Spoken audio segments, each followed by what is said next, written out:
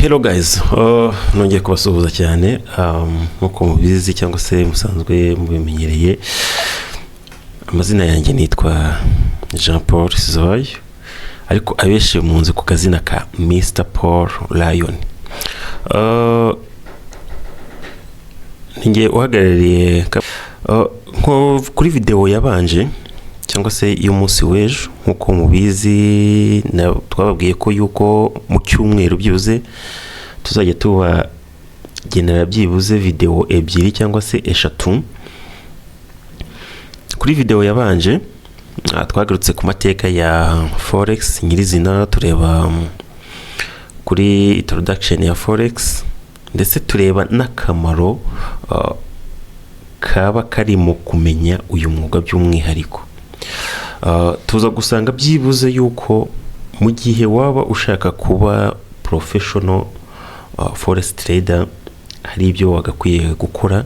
So kuba tarabashije gukurikira video y'ejo, navuga ngo muze gusubira inyuma mwongere muyirebe neza, cyangwa se kuba babashe kubona iyi video bwa mbere nabo baze kuza kureba video yabanjirije iyi ngiyi kugira ngo babashe gusobanukirwa tap by tap.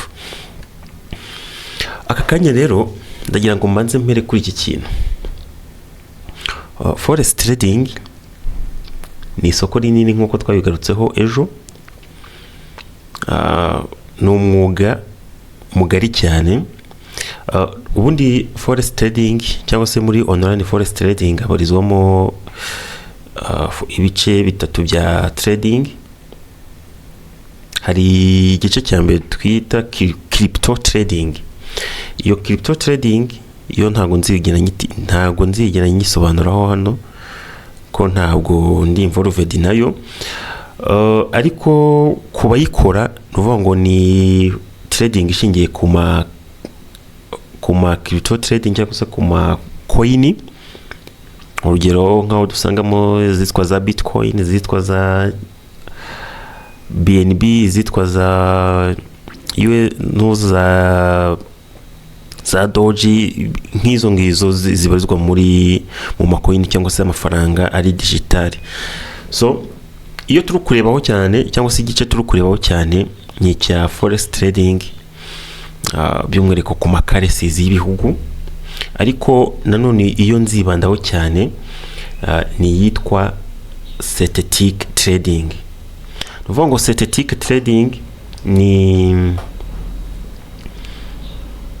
ni trading nziza cyane, kuko wenda nka difference irimo hagati yayo na currencies trading nuko synthetic trading ikora imisi yose kuva ku wa mbere kugeza kundi wa mbere.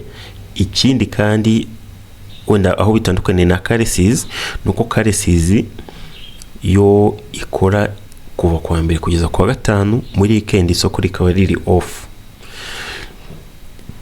Ikindi nuko kuri abantu bakunda kubona umwanya muri weekend cyangwa se abantu badakunda kubona umwanya cyane mu minsi mibyizi,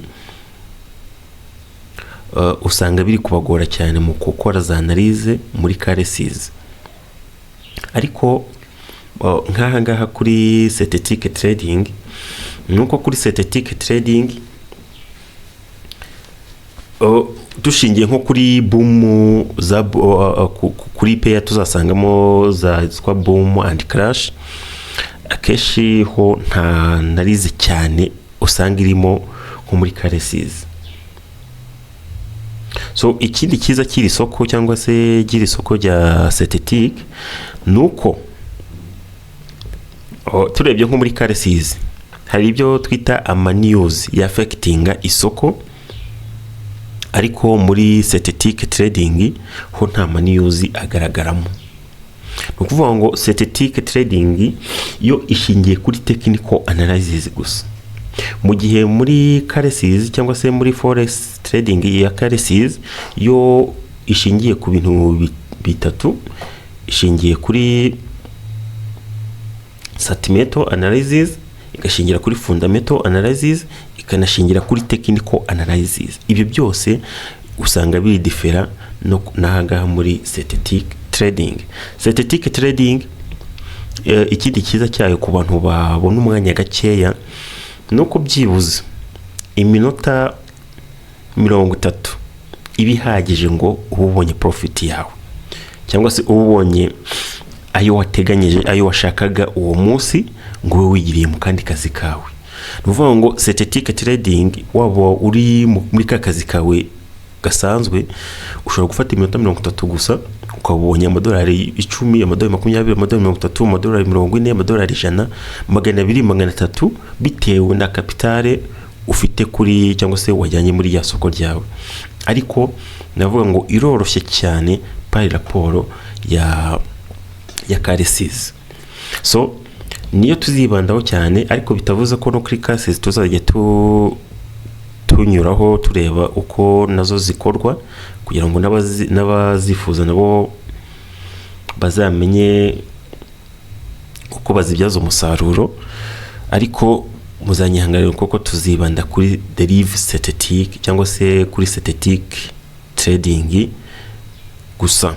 Izi synthetic trading rero ziboneka ku mubroka umwe gusa, ku mubroka w'umuhanga kandi ku mubroka ubifitemo experience witwa Derive Limited. Derive Limited niwe dusangaho izo payers. Tuvuga ngo iyo tuvuze umubroka wenda hari umuntu utari gusobanukirwa, broker n'udufasha cyangwa se n'umuhuza uduhuza na rya soko ryacu. Tuvuga ngo niba isoko riri online hagomba kuba bahuza badufasha mu kugira ngo tugere muri rya soko ryacu. Uwo mubroker rero niwe dukoresha, dukoraho deposit, tunakora withdraw ku mafaranga cyangwa se ku nyungu tuba twungutse. Akaba ari wo dusangaho izo payers tradinga muri synthetic trading ye dushaka kujya muri rya soko ryacu. Hano ndagira ngo mutangire mu murebe cyangwa se tureba ku mateka ye, kugira ngo kuko iyo ugiye kwinjira mu kintu bisaba ngo umanze ugisobanukirwe cyangwa se umanze umenye inkomoko yacyo. Derive Limited rero cyangwa se synthetic nyirizina zazanwe n'uyu mubroka witwa Derive Limited, niyo wazanye izi payers.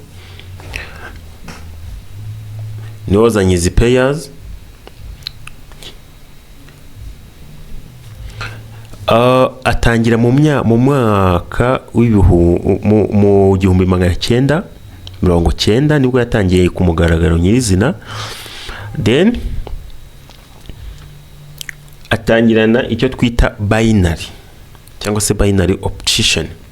Ruvuga ngo no mubroka ushingiye ku ma synthetic cyane, ariko agamije kugira ngo byibuze aba traders benshi babashe kwisanga muri uyu mwuga wa online forex trading. So no mubroka ufite ibigwi bikomeye cyane kuko amaze imyaka 25 akora, amaze igihe kingana n'imyaka 25 akora, kandi muri uko gukora kwe amaze gutsindira ibikombe byinshi bitandukanye muri icyo gihe cy'imyaka 25 asaga akora. Ikindi kandi nuko atanga service neza uko bikwiye, kuko uko wakenera support kose kuri uyu mubroka ayitanga amasaha 28. Nuvuga ngo igihe cyose wakenera support aba ari ikintu cyiza cyane, kuko igihe cyose wakenera support kuri uyu mubroka arakwemerera. Ariko by'umwihariko nko ku bantu batuye hano mu Rwanda, ni ukuvuga ngo igihe mu gukora registration cyangwa mu gucreatinga account, hari video zabanje kuri iyi channel, muze kuzibanza kuzireba kugira ngo zibayobore, kuko afite condition imwe yuko umuntu wese utuye mu gihugu afitemo office ntabwo yemerera abanyagihugu ku accessingamo cyangwa kumwakisesingaho bakoresheje imyirondoro y'icyo gihugu. Ariko ibyo ntabwo bibuza abashaka kumukoresha cyangwa se nkatwe tukoresha kumukoresha, kuko afite option nyinshi umuntu ashobora kumutradingaho nta kibazo. So kuri izo boom and crash cyangwa se kuri izo synthetic niho tuzasanga pairs twita nka boom and crash, niho tuzasanga pairs zitwa jump index, niho tuzasanga nka pairs zitwa volatility index, niho tuzasanga nka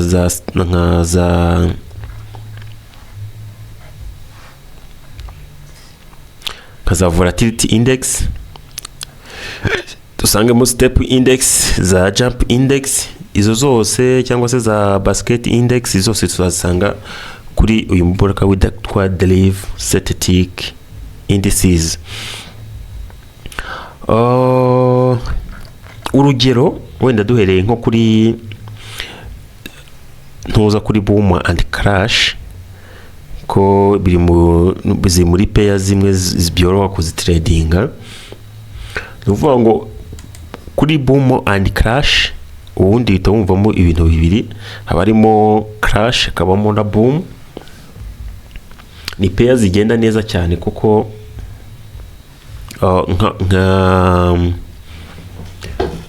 nkuko nabibabwiye muri videos ibanza cyangwa se yabanje, nababwiye ko muri iri soko habamo ibintu bibiri, habamo buy hakabamo na sell. So kuri izi boom rero cyangwa se kuri izi boom and crash tubijyanye muri iyo sasi, nuko boom zose harimo type zigera muri 5 za boom. Izo boom zose cyangwa se izo type 5 zose za boom zigenda muri position ya sell. Nivuga ngo iteka ryose ziba ziri kugenda muri position ya sell, ariko bitavuze ko na buy itabamo.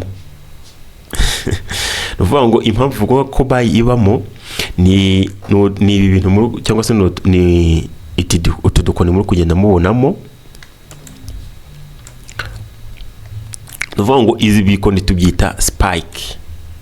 Noneho utuntu muri kubona tumeze nk'utudomo tutwita udusimoro candles. Nuvuga ngo iyo uje muri iri soko ugatradinga cyangwa se ugakora sell kuri iyi boom 1000 n'urugero, ugakora sell, isoko ryawe ritangirira muri cyangwa se rigenda rijya muri profit. Mu gihe nko ku makaresi mumenyerewe ko akeshi iteka ryose twijiye mu isoko tubanza gutegereza cyangwa se tubanza kujya muri mayinazi kugira ngo dutegereze profit. Nahangaha niko bimeze, ariko ya mayinazi igenda ivamo ahubwo twite twinjira muri profit automatically ako kanya. Niyo mpamvu navuze ngo boom and crash ziroroshye cyane kuri wa muntu ubona umwanya mukeya cyangwa se utabona umwanya uhagije bitewe n'akandi kazi asanzwe akora ka buri munsi. Reka nze mbere ku rugero wenda hano ngiye nko kuri demo account yanjye. Hano murabona ngeze muri account trading yanjye. Noneho hano murabona fishyizemo nka boom 1000. Iyi boom 1000 nuvuga ngo shobora kuza nkavuga ati reka seringira ahangaha, kuko nababwiye mu isoko habamo ibintu bibiri, habamo sell hakabamo na buy.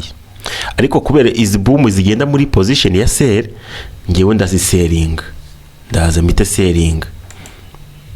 Nuvuga ngo nkinjira mu isoko yego ziratangira muri minus, ariko uko tuno dukoni tugenda tumanuka, tukagera ahangaha, nuvuga ngo ayanjye shobora kuza kuba nayabonye nkavuga ati ngewe ndaza nibigera aha ndahita mva mu isoko kuko profit target yanjye ndaba nayibonye. Nk'urugero shobora kuza nkavuga ati kugira ngo nkwepane, kuko iki gisipike yo kigusanze mu isoko cyangwa se iki gikoni yo kigusanze mu isoko automatically kita kiguhombya. Nuvuga ngo iki gikoni kije kigahita gikubita like that, ninjiriye ahangaha kita kimpombya. Ariko ikiza kizi boom and crash nuko ari ibikoni bitaza buri kanya. Nuvuga ngo urugero nka za peya nari maze cyangwa se za trade nari maze gushyira mu isoko, murabona hano ngeze muri profit y'amadolari 2. Bivuze ko ahangaha nkeneye muri rya soko ryanjye nkeneye amadolari 2, naba navuye mu isoko automatically. Ariko niba nkeneye 5, wenda ashobora kuvuga ati reka ndetse kano ka candle, kano ga small candles kamanze karangire, nikamara kurangira mpite sohoka muri rya soko ryanjye automatically. Nk'urugero impamvu vuga ngo izi boom and crash ziroroshye kuzitradinga, nuko impamvu zoroshye mbonamo profit yanjye vuba, cyangwa se buri we n'undi uzitradinga abonamo profit ye vuba, mu kimbo cyuko igihe nakuba nkoze karesi, byari kufata umwanya cyangwa se n'amasaha 2 ntarabona ya daily plan yanjye nkeneye kugira ngo mve mu isoko ryanjye. So ngaha urabona izina zishyizemo mu kanya mu kuzireba.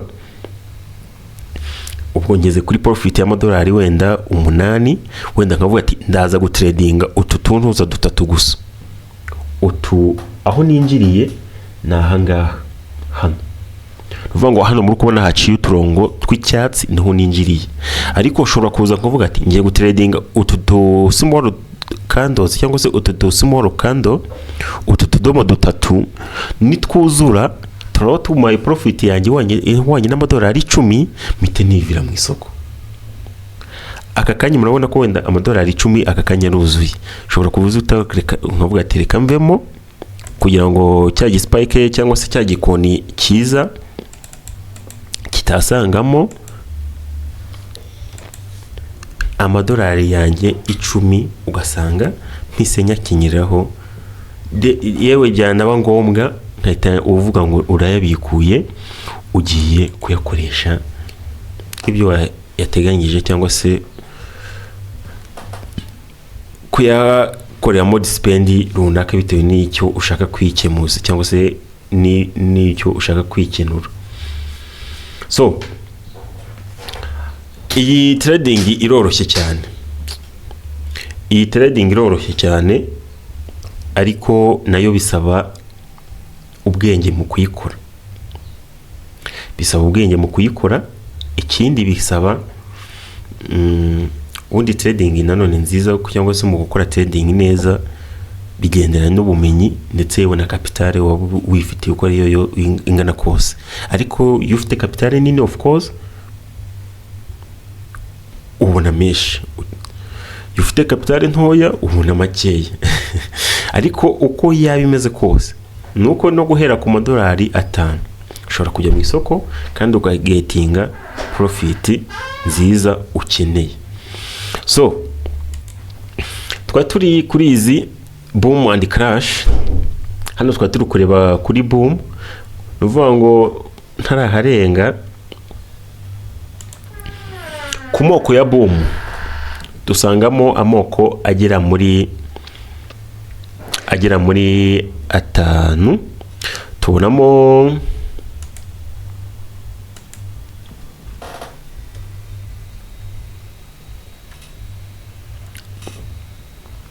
Tubonamo boom 1000, tukabonamo boom 500, tukabonamo boom 300.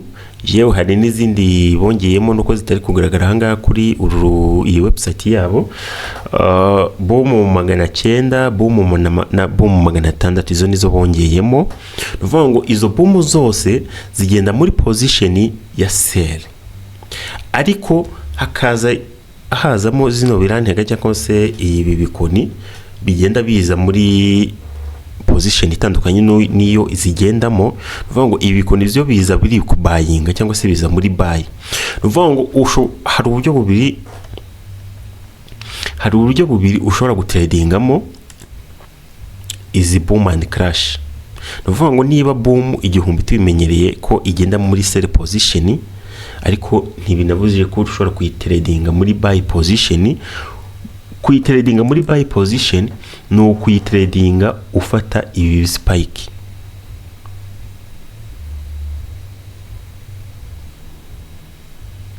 Nuvuga ngo mu kuyitradinga ni ukuyitradinga ufata izi spike. Nicyo kintu iyo tuvuze ngo muri buy, nicyo kintu ushobora gukora.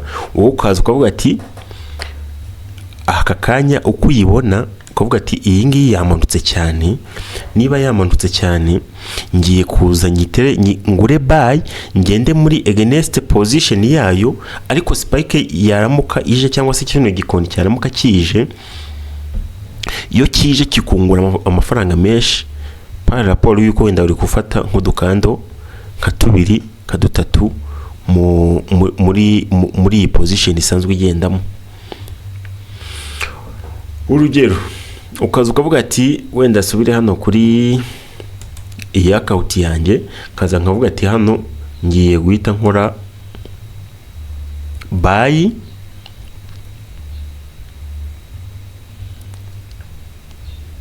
kaza nkavuga ati ngiye guhita nkora buy, ntegereze ya spike, kinjira mu isoko ntegereje ya spike. Nuvuga ngo ndamutse ninjiye mu isoko iyi spike igahitiza uko byaza kose, kandi no kuvuga ngo uko wayitegereza kose n'ubundi iraza. Niyo waba ugeze muri rose y'amadolari nka 2 cyangwa 3 4, iyo spike iraza. Ariko ikiza no kumenya ngo ese urahomba ngahe urunguka ngahe. Ariko iyo udashaka kujya muri ibi ngibi, ushobora kuvuga ati reka fata udukandozi 2 nitasangamo mpite nivira mu isoko, menye ngo mbonye amadolari yanjye nubwo yaba makeya ariko uyajyamanye cyangwa se wayibitseho. So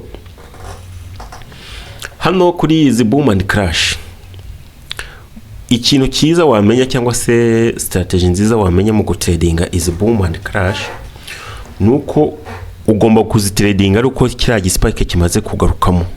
Impamvu mvuga ngo nuko kuzitradinga ariko kiriya gispike kimaze kuza cyangwa se kimaze gukubita. Nk'urugero murabona umwanya bifata kugira ngo spike ize, cyangwa se urabona umwanya bifata kugira ngo haboneke icyo twita spike, nuko haboneka umwanya munini. Nuvuga ngo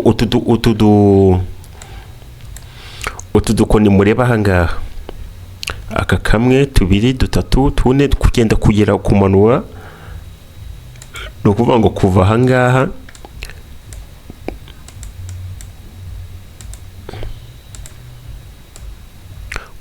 kumanura ugera hangaha, buri kadomo kamwe kagiye kamara umunota umwe. Nuvuga ngo aka kamara umunota umwe, naka kamara undi munota, naka kamara undi munota, naka kamara undi munota, kucyo kwirinda ugera hangaha. Nuvuga ngo ubaza iminota irimo hano ushobora gusanga igeze nk'umunota 30 cyangwa se 40. Bisobanuye iki? Bisobanuye ko spike ishobora kuza nyuma y'iminota 5 kuzamura. Nuvuga ngo niba spike ishobora kuza nyuma y'iminota 5 kuzamura, hari amahirwe menshi yuko niba ugiye kwinjiramo uvuga ngo wowe ugiye gutradinga ututunuza 3 gusa cyangwa se 4, kandi nabwo ukinjira muri rya soko ryawe ari uko iki gispike kimaze gutambuka. Nuvuga ngo niyo strategy nziza, uramanza ukareka iki gispike kikaza. Nk'ubu uramutse ninjiriye hano iri soko rigeze, naba ninjiye muri high risk. Ariko ushaka kwinjira muri sell neza kugira ngo iyi spike kitasangamo, kuko ubu ngubu kiri hafi, ngomba gutegereza iyi spike gikubita. Niba kimaze gukubita rero, gikubitiye nka, nibwo nitegura nkabuvuga ngo reka manze ndeka kambere karangire, noneho nkihaza nkinjira ku ka kabiri, nkongera nka trading aka gatatu,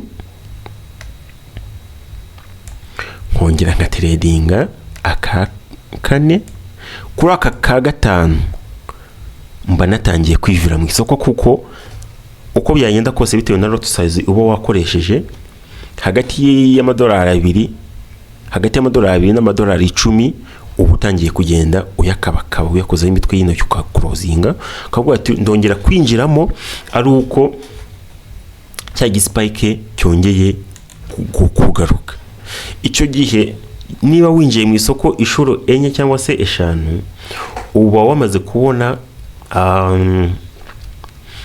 profit yawe cyangwa se daily plan yawe y'uwo munsi, bitandukanye nuko wenda nko kuri karesi wakuba ukistrugglinga no gushaka analyze cyangwa se no kuba uri gukora analyze yo kuba ushaka kwinjira isoko. Kuko nko kuri karesi ushobora kwinjira isoko, yego nazo ni nziza cyane kuko ndanazikunda cyane, ariko impamvu ndi kwibanda kuri synthetic nuko kuri abantu batabona umwanya uhagije, navuga ngo izi synthetic ni igisubizo kirambye cyangwa se ni igisubizo cyiza cyo kugira ngo mwibonere amafaranga yanyu muri ya trading yanyu bitabagoye cyangwa se bitabasabye mu kujya muri za analyze nyinshi cyane. Hari ubundi muri forex hari tubamo turi ibyiciro nka bingahe bitandukanye, ariko hari nk'icyiciro umuntu aba yisangamo kandi n'abarenganya, kuko hari icyiciro umuntu aba yisangamo usanga kugira ngo abone umwanya bimugoye cyane. So niba utabona umwanya rero, izi synthetic zaba ari igisubizo cyiza cyane. Ruvuga ngo ahangaha ukaba ubonye profit yawe wenda niba ari amadolari 5, ubwo tuvuge niba urinjira mu isoko niba ari amadolari 5, ubwo tuvuge niba urinjira mu isoko mu bihe 5 bitandukanye, urabonye amadolari yawe, cyangwa se mu bihe 4 bitandukanye urabonye amadolari yawe 25, hagati ya 25 ndetse n'amadolari wenda 20.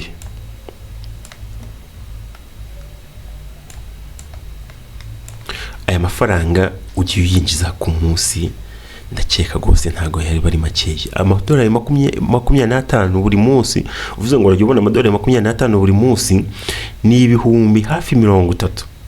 Yes, ni ibihumbi birenga 30 wona bingahe, 30 na bingahe. Nuvuga ngo ibihumbi 30 ugiye uvuga ngo buri gitondo cyangwa se buri gihe ubonye umwanya kuvuga ati ngiye gukora amadolari 25, ayo mafaranga ntago yaba ari make.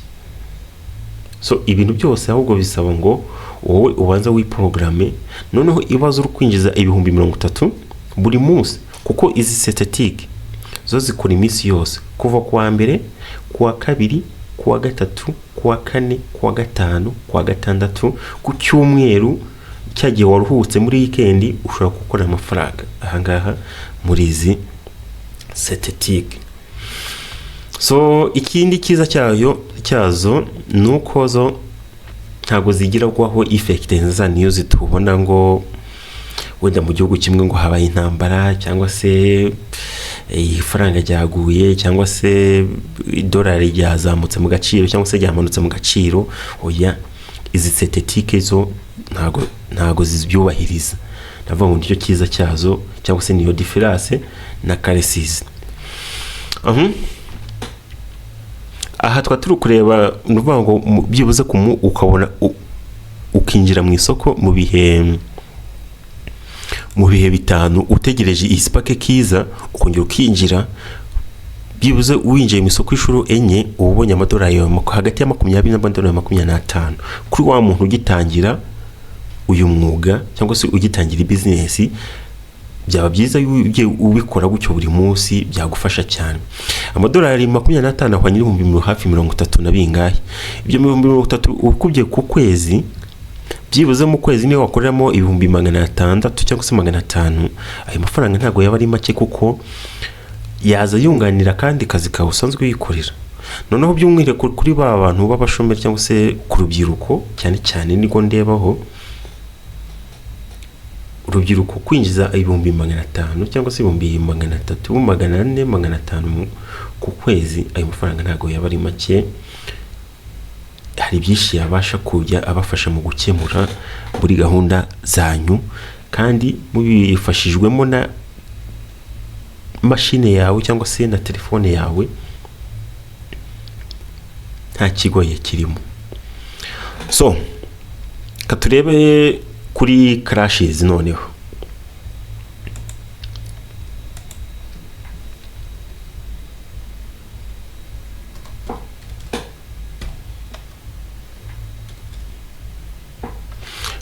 Kuri crash harimo naho crash 1000, dusangamo na crash 500, crash 300, yewe n'izindi ebyiri bongeyemo vuba hangaha arizo crash 900 na crash 600. ariko reka dufate urugero nko kuri crash 1000. Ruvuga ngo kuri crash 500 bambe kuri za boom twabonye ko ho ni isoko riba riri guseringa, ruvuga ngo kuri boom ni isoko riba riri guseringa, ariko bitandukanye no kuri crash ho ziba ziri kubayinga. Ruvuga ngo crash 1000, crash 900, crash 900, crash 600, crash 500, crash 300, izo zose zigenda muri position ya buy. Bitandukanye no kuri boom 1000, boom 900, boom 900, boom 600, boom 500, boom 300, izo zose zigenda muri position ya sell. Noneho hano kuri crash 1000 cyangwa se no kuri izindi crash zo ziba ziri kugenda muri position ya buy, ariko noneho hakazamo za spike twabonye muri boom 1000 ziza muri against position ziza zibayinga, hano za spike ziza muri position ya sell. Nuvuga ngo ziza ziri against ya position ya buy. Murabona hano nuvuga ngo turukubona ko isoko cyangwa se izi crash iri kubayinga, ariko nubwo uri kubayinga hajye hazamo za spike ziza muri position ya sell. Ruvuga ngo iyi spike yigusanze mu isoko iraguhombya nko hagati y'amadolari 5 cyangwa se hagati y'amadolari 3, biterwa no kwingana kuzamura. Nuvuga ngo yigusanze muri rya soko ryawe, ikiza wito stopping kugira ngo idatwara menshi. Ariko iyo hari strategy nzagenda byigisha, kuko nuvuga ngo buri kintu cyose no kugikorana ubwenge ahangaha muri iri soko.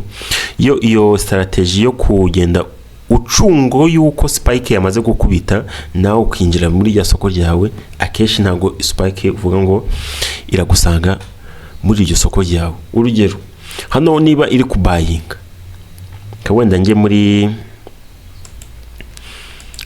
MT5 mbashe fate hano crash 1000, dore ngiyi nuvuga ngo iyi crash 1000 wenda urugero tuvuge ko ndaje ndayibayinze, nubwo hano nyibayingiye ari hano habi cyane, cyangwa se nyibayingiye muri high risk. Nuvuga ngo impamvu ndi kuvuga ngo ni muri high risk nuko muri kubona ko hashize umwanya spike ije. Nuvuga ngo iyo hashize umwanya spike ije, cyo gihe ugasanga hacimo nk'iminota irenze 5 spike yaje, mba nagiye muri high risk. Nuvuga ngo nkaha ngaha ndamutse ninjiriye muri high risk, ariko kubera ndi kugira ngo mbigishe cyangwa se mbibereke neza, kapfe kwinjiramo turebe nitasangamo niyo mahirwe yanjye. Nuvuga ngo hano hisemo order zigeze muri 4 cyangwa se nkoze buy, nakanze hano kuri buy inshuro 4. Nuvuga ngo niba nakanze kuri buy inshuro 4, ubwo mba nashyizemo order 4 ariyo yiyi ahangaha. Iyi ni ya mbere, iyi ni ya kabiri, iyi ni ya gatatu, iyi ni ya 4. Nuvuga ngo ahangaha muri kubona ko kubera ndi kubayinga ntatangiye kugera muri profit. Natangiye kugera muri profit, hano ngeze muri profit y'amadolari 2.